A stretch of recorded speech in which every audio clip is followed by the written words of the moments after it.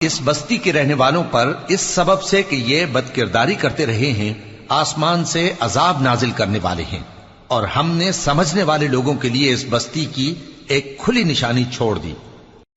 اور مدین کی طرف ان کے بھائی شعیب کو بھیجا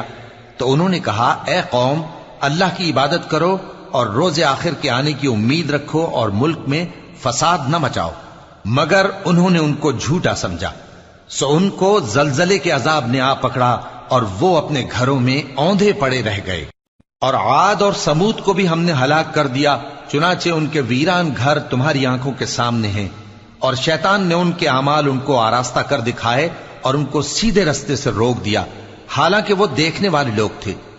اور قارون اور فرعون اور حامان کو بھی ہلاک کر دیا، اور ان کے پاس موسیٰ کھلی نشانیاں لے کر آئے تو وہ ملک میں مغرور ہو گئے، اور وہ ہمارے قابو سے نکل جانے والے نہ تھے، تو ہم نے سب کو ان کے گناہوں کے سبب پکڑ لیا۔ سو ان میں کچھ تو ایسے تھے جن پر ہم نے پتھروں کا مے برسایا، اور کچھ ایسے تھے جن کو چنگھاڑ نے آ پکڑا، اور کچھ ایسے تھے جن کو ہم نے زمین میں دھسا دیا، اور کچھ ایسے تھے جن کو غرق کر دیا۔